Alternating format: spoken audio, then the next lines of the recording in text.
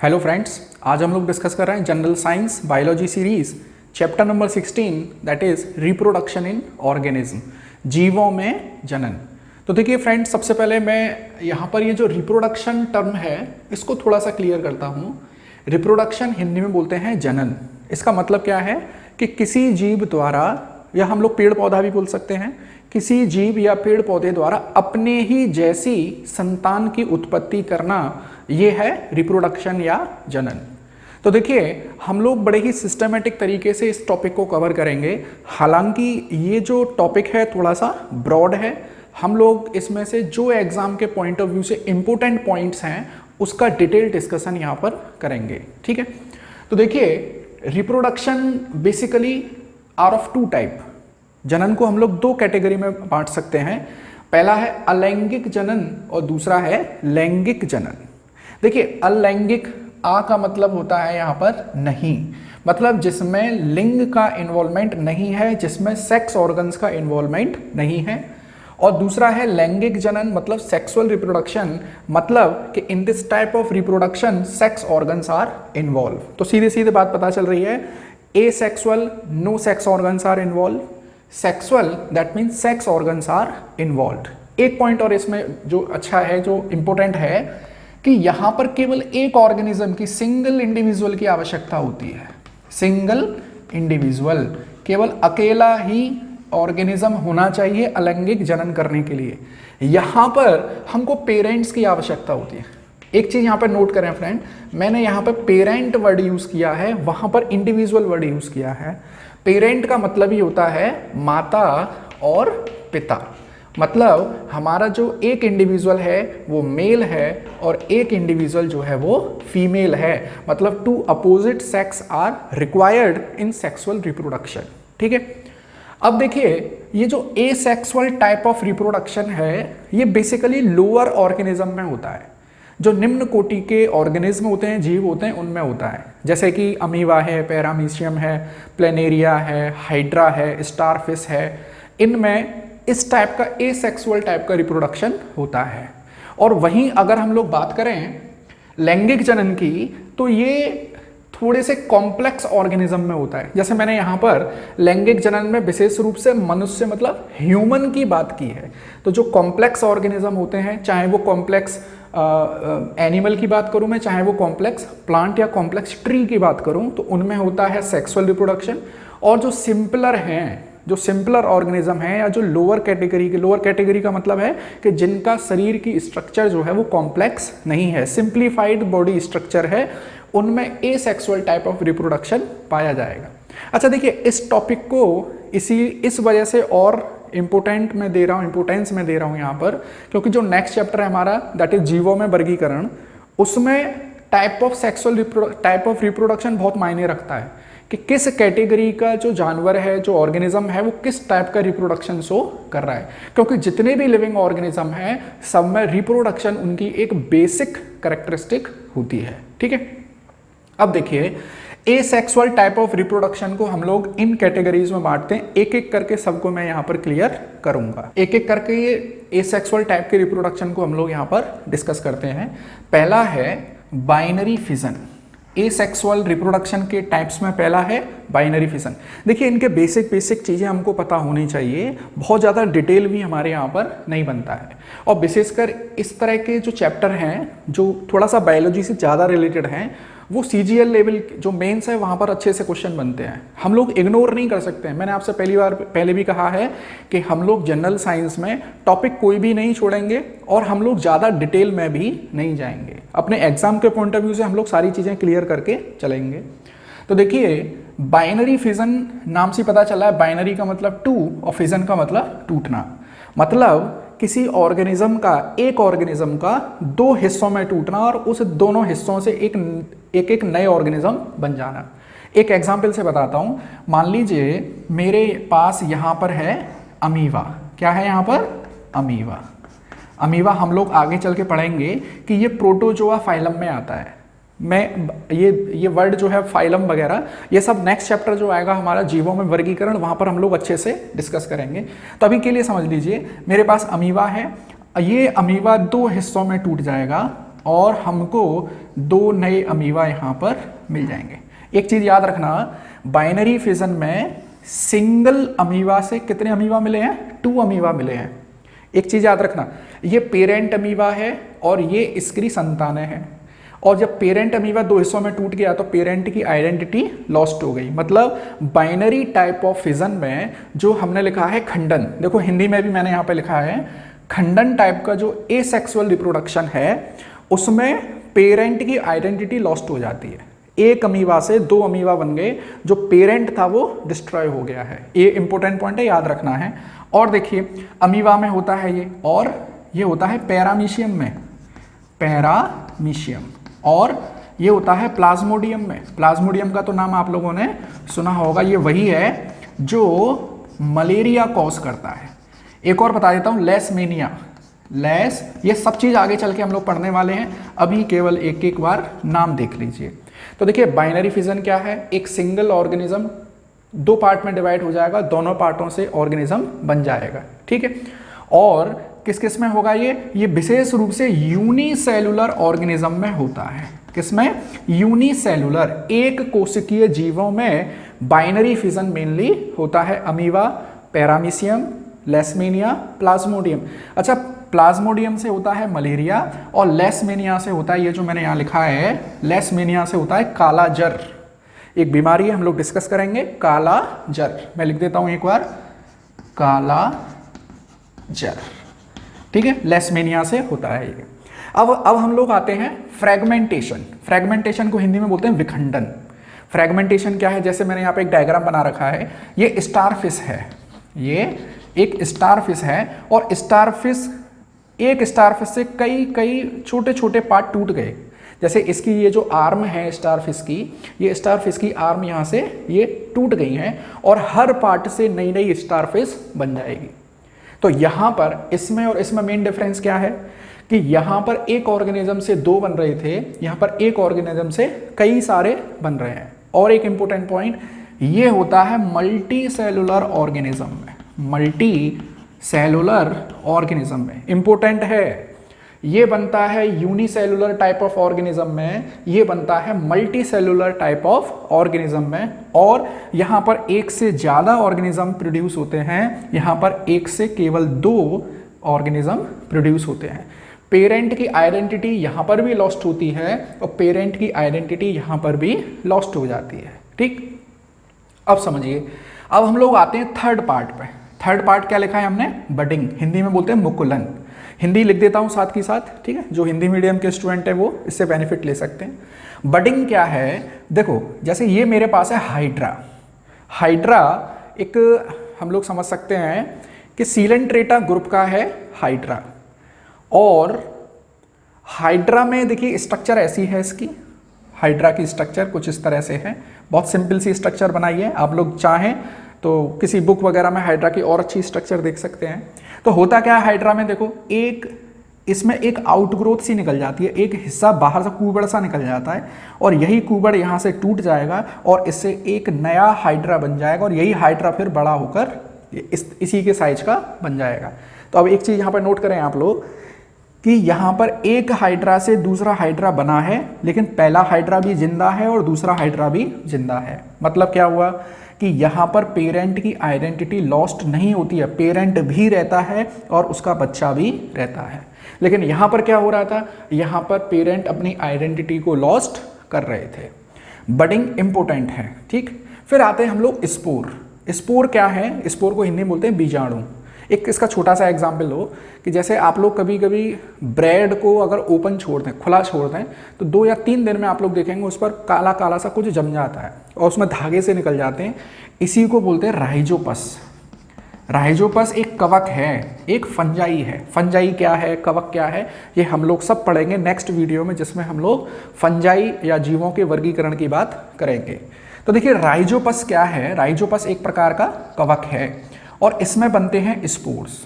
मतलब क्या है? एक ब्रेड है, ब्रेड पर जो काला काला जम जाता है 2 या 3 दिन बाद अगर हम लोग उसको खुला छोड़ दें और उसमें धागे से, रुई के धागे से निकल जाते हैं, ये रुई के धागे ये दूसरी जगह पर स्टिक कर जाएंगे, चिपक जाएंगे, और वहाँ पर फिर एक नई वो जो सफ़ेद से धागे हैं उनको बना देंगे। तो ये है स्पोर, किस में होता है, राइजोपस में। अच्छा, इसको हम लोग ज़्यादातर, ये ब्रेड का मैंने एग्जाम्पल दिया है इसीलिए हम लोग इसको ब्रेड मोल्ड भी बोल देते हैं, ब्रेड मोल्ड, या हम लोग इसको डॉक्टर फंजाई भी बोल देते हैं। राइजोपस को क्या बोल देते हैं, ब्रेड मोल्ड या डॉक्टर्स फंजाई इसको बोल देते हैं। ठीक, अब आते हैं हम लोग most important type of asexual reproduction, that is vegetative propagation या वेजिटेटिव रिप्रोडक्शन। और वेजिटेटिव को हिंदी में बोलते हैं कायिक। मतलब क्या है कि ऐसे समझिए वेजिटेटिव को, जैसे आलू की खेती आपने देखी होगी कि हम लोग आलू का बीज कैसे डालते हैं, आलू को काट काट कर खेतों में डाल देते हैं और उसी से वहाँ पे उसके पौधे निकल आते हैं और वहाँ पर फिर नए नए आलू बन जाते हैं। तो हमने क्या किया कि यहाँ पर सेक्स ऑर्गन का कोई डिफरेंशिएशन नहीं है, सिंपल आलू को काटिए, कैसे भी काटिए और उसको ज़मीन में गाड़ दीजिए।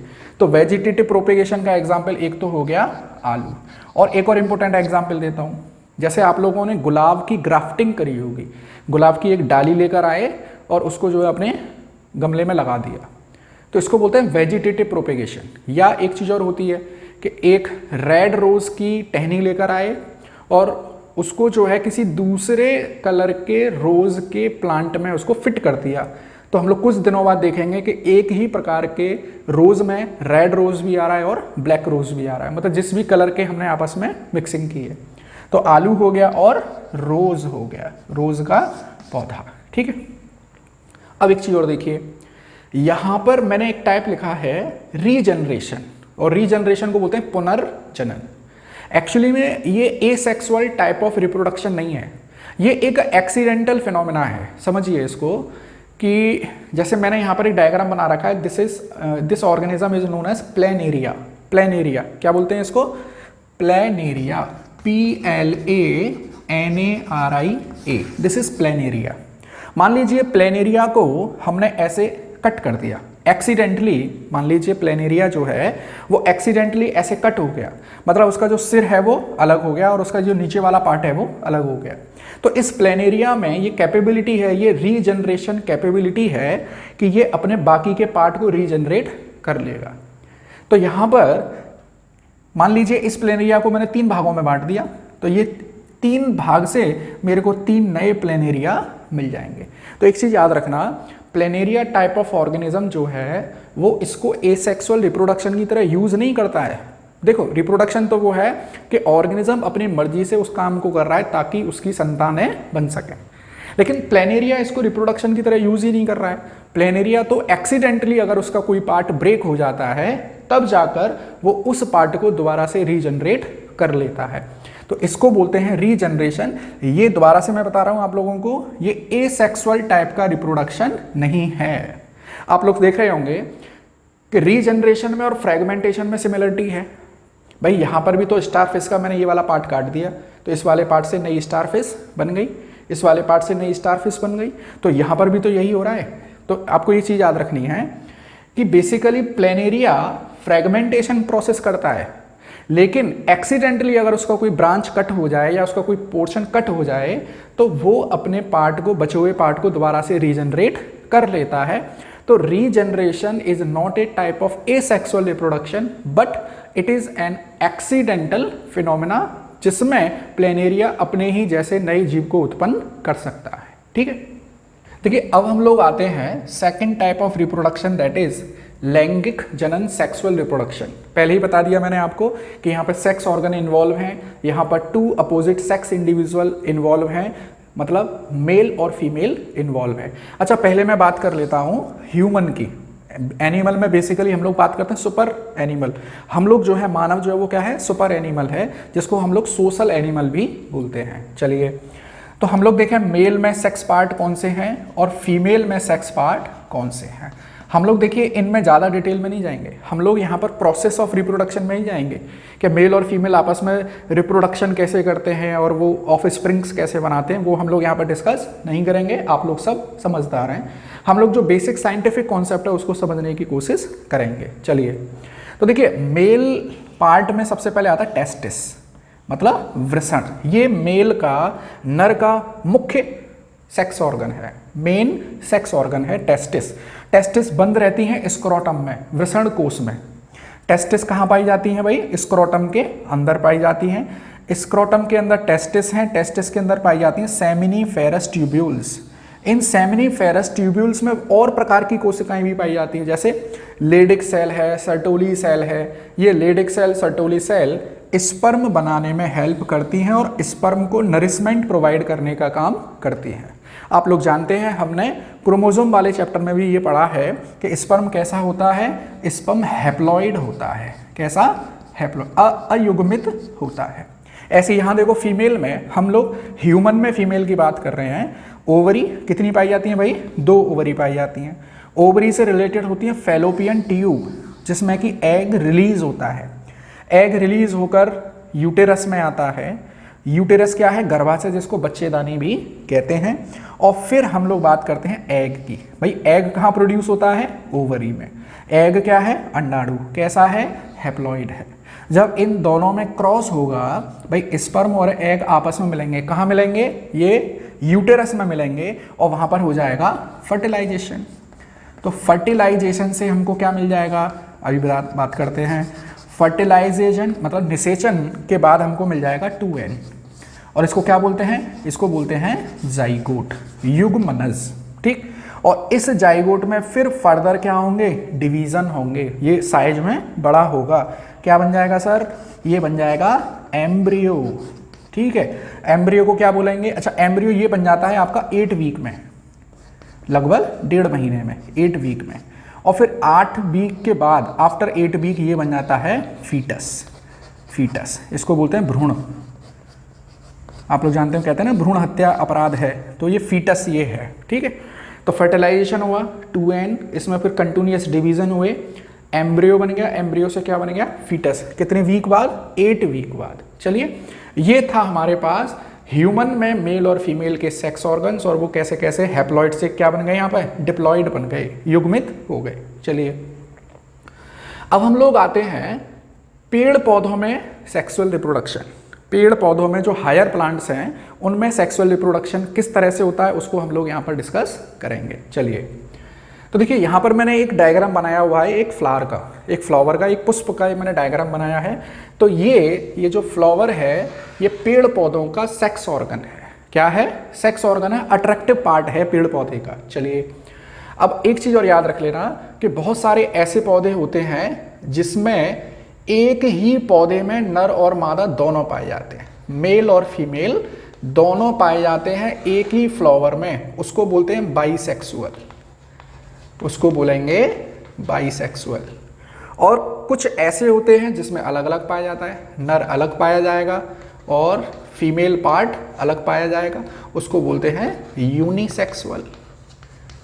देखो, बाइसेक्सुअल वो है जिसमें दोनों लिंग पाए जाएं, नर और मादा। जिसमें अलग नर है अलग मादा है, उसको बोलेंगे यूनिसेक्सुअल। ठीक है। पेड़ पौधों की बात कर रहे हैं हम लोग। चलिए, तो यहाँ पर अच्छा, ऐसे प्लांट जिसमें मेल और फीमेल दोनों ही पाए जाते हैं एक ही फ्लावर में, इसका एग्जाम्पल है रोज। इसका एग्जाम्पल है रोज और लिली का पौधा। ठीक है। और जिसमें अलग अलग पाए जाते हैं, मेल अलग, ये है पपीता। पपीता ये वो पौधा है जिसमें फीमेल पार्ट अलग पाया जाएगा अलग पेड़ पर, और मेल पार्ट अलग पाया जाएगा। चलिए, अब मैं एक ऐसा प्लांट ले लेता हूँ, यहाँ ऐसा फ्लावर बना रहा हूँ जिसमें एक ही फ्लावर में मेल और फीमेल पार्ट पाए जा रहे हैं। हम लोग इस फ्लावर की सहायता से समझेंगे कि मेल पार्ट कौन सा है और फीमेल पार्ट कौन सा है। चलिए, देखो, ये इस फ्लावर का है बेस पार्ट।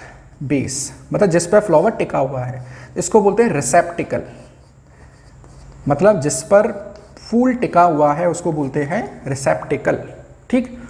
ये जो बाहर की ओर आपको हरी हरी पत्तियां, कोई भी फ्लावर ले लें, आपकी स्क्रीन पर मैं एक फ्लावर का डायग्राम दिखा रहा हूँ, तो ये जो हरी हरी जो स्ट्रक्चर हैं इसको बोलते हैं सेपल्स, और हिंदी में इसको बोलते हैं बाह्य दल। बाहर की ओर जो निकली रहती हैं, जब मुख्य फूल है और उसके साइड साइड में जो निकली रहती हैं उनको बोलते हैं सेपल्स। ठीक है। और सेपल्स के बाद आपको ये चौड़ी चौड़ी दिखाई दे रही होंगी, ये फ्लावर का मोस्ट कलरफुल पार्ट होता है। जैसे गुलाब की जो पंखड़ियां हैं रेड कलर की, वो क्या है?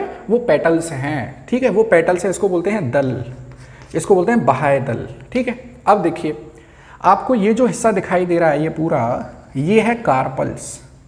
ये है कार्पल, और आपको ये जो हिस्सा दिखाई दे रहा है पूरा, ये है स्टेमन। ये है मेल पार्ट, ये है फीमेल पार्ट। तो फीमेल पार्ट को कंप्लीटली मिलाकर बोलते हैं गाइनोसियम, और मेल पार्ट को कंप्लीटली मिला के बोलते हैं एंड्रोसियम। ठीक है, अब एक चीज और देख लीजिए, इसको हम लोग बोल देते हैं कैलिक्स, कैलिक्स, और इस पूरे को बोल देते हैं हम लोग कोरोला, COROLLA, कोरोला। अब दोबारा से समझिए, ये जो मेल पार्ट है जिसको हमने एंड्रोसियम बोला है, आप लोग इसमें देख रहे होंगे, एक तो ये उभरी सी स्ट्रक्चर है गोल गोल, और एक ये फिलामेंट जैसी स्ट्रक्चर है। ये है एंथर और ये है फिलामेंट। एंथर और फिलामेंट को मिला के बोलते हैं स्टेमन। क्या बोलते हैं? स्टेमन। हिंदी में इसको बोलते हैं पुंकेसर। पुंकेसर मतलब मेल वाला पार्ट है। और यहाँ पर आपको जो दिखाई दे रहा है, ये है स्टिग्मा, ये है स्टाइल, ये इसका ओवरी वाला पार्ट। इस पूरे को मिला के बोलते हैं हम लोग कार्पल, या हम लोग बोल देते हैं गाइनोसियम। अब समझिए, मेल पार्ट से फीमेल पार्ट में पहुंचते हैं पोलन ग्रेन्स, जिसको बोलते हैं पराग कण। पराग कण यहाँ पर आपको अच्छे से दिखाई नहीं दे रहा होगा, मैं यहाँ पर इसको ड्रॉ कर देता हूँ।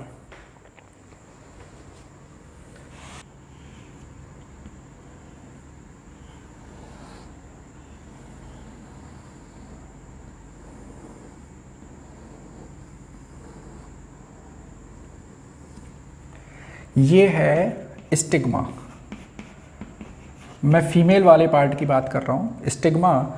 और ये जो नीचे है ये वाला, इसको बोलते हैं हम लोग ओवरी। इसमें पाए जाते हैं फीमेल एग, इस तरह से।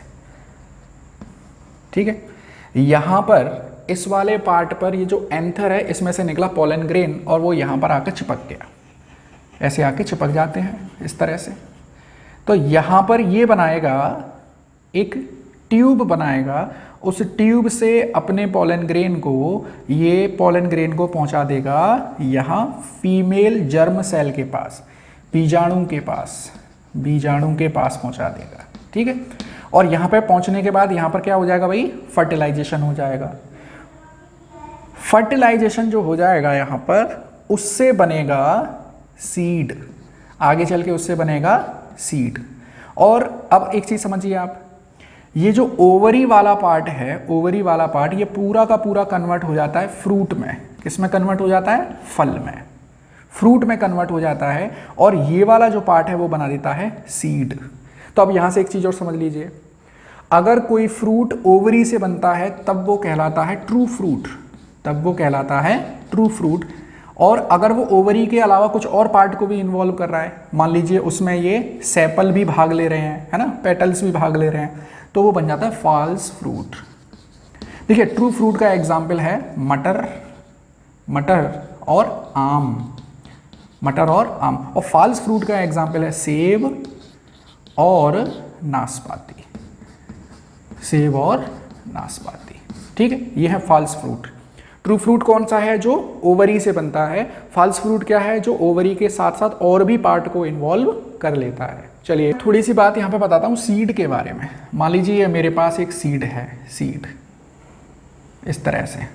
अगर सीड में आपको दो ऐसे पार्ट दिखाई दे रहे हैं, जैसे चने का सीड आपने देखा होगा, इसमें दो पार्ट दिखाई दे रहे हैं, तो इसको बोलते हैं द्विबीजपत्री, इसको बोलते हैं डाइकोटिलेडन्स, डाइकोटिलेडन्स।